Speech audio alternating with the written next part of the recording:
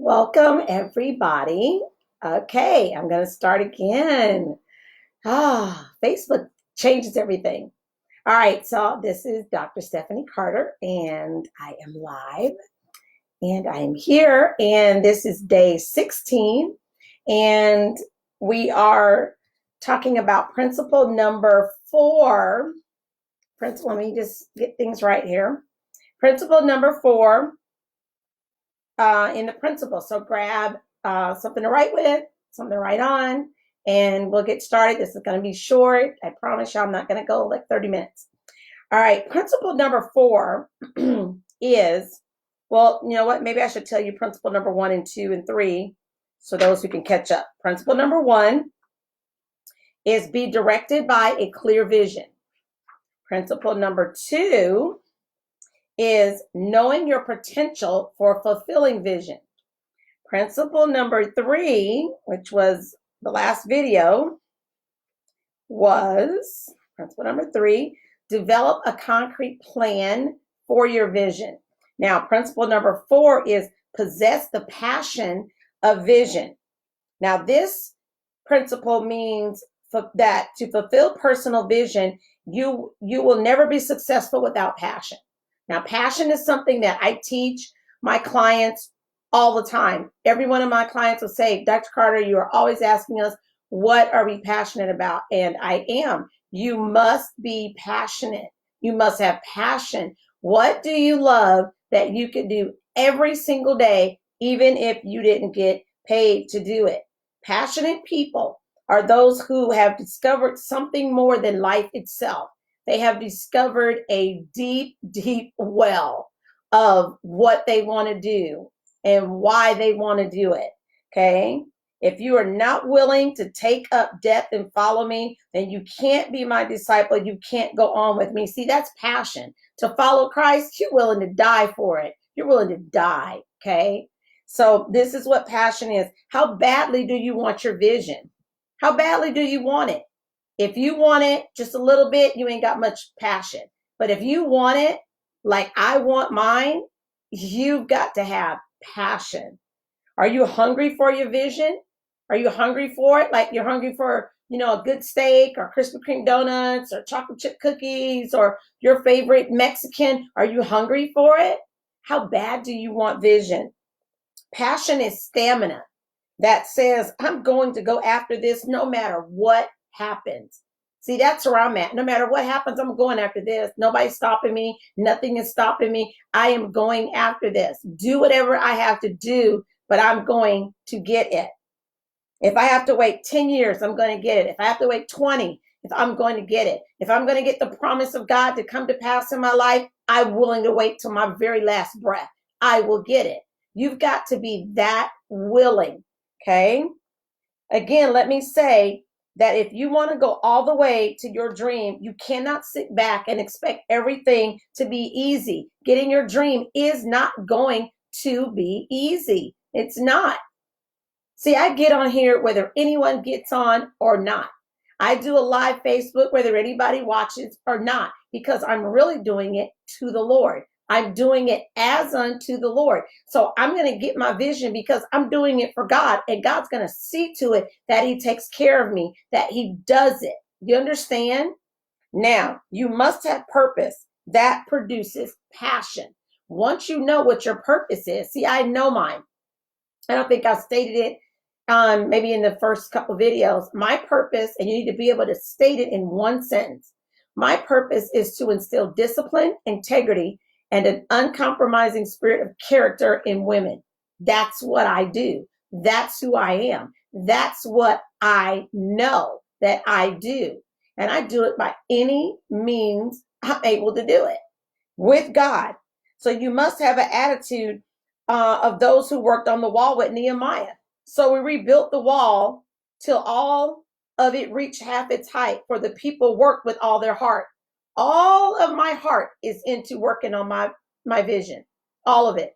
Every single bit of it. Nothing is going to stop me. Nothing. No fear, nothing. Okay? You must put your whole heart in it. You will never be successful until you are angry about not doing what you know you should be doing. Woo, that is good.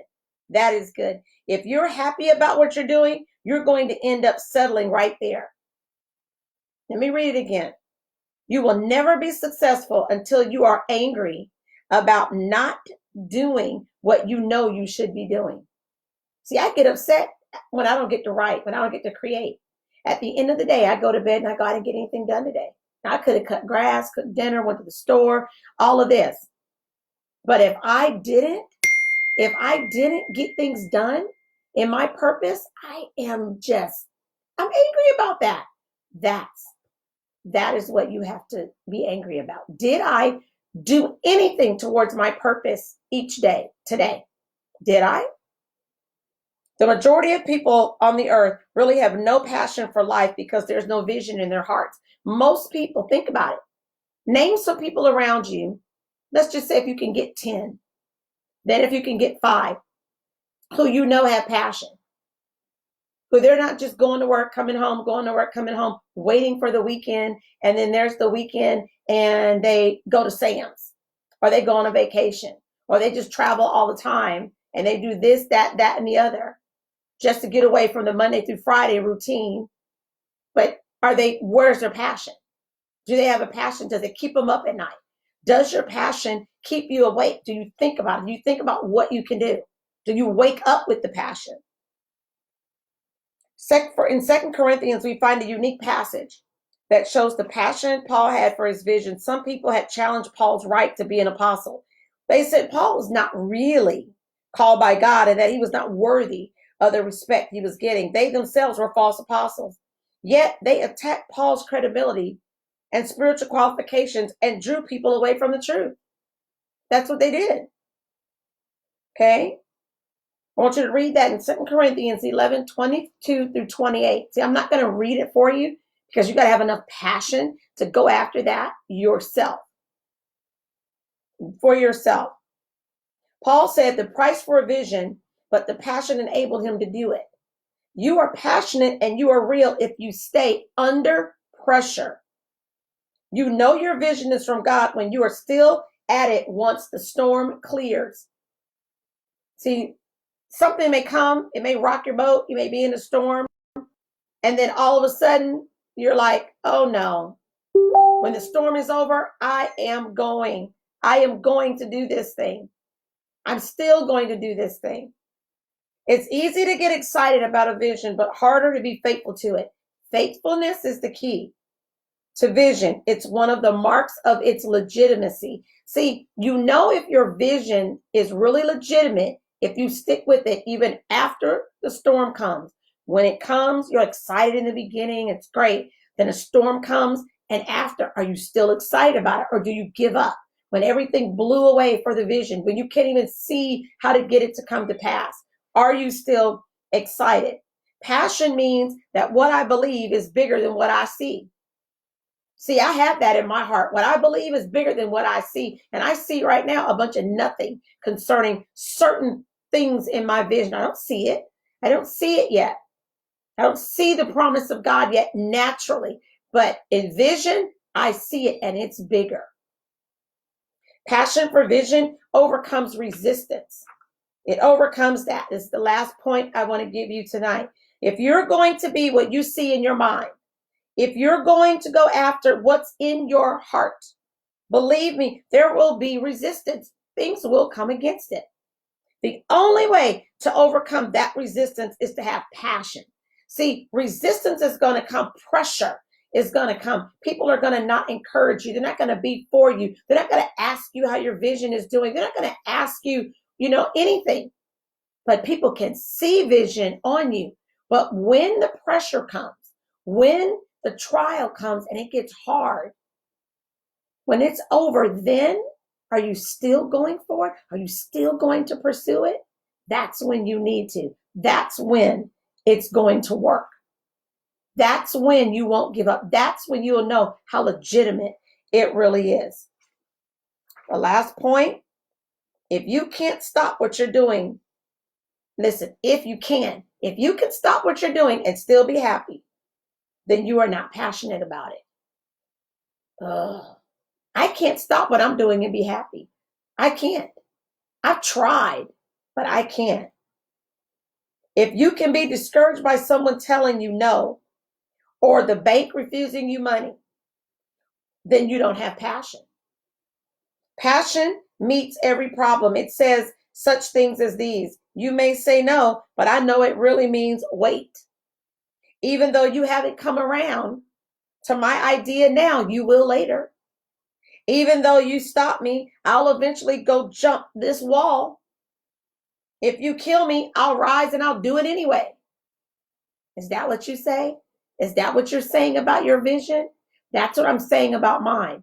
I will have an online Bible study ministry. I will have it. If all of my students are in another continent, I will have it. I see that. I see all the 25 plus courses that I'm going to write. I see that I have to start somewhere. What about you? What do you see? What are you persistent about? What do you really have passion over? Think about that. This is lesson 16, and I'll be back tomorrow to finish up on principle number 4. Not quite done, but I'll finish it tomorrow. All right. Talk to you later. Have a great evening.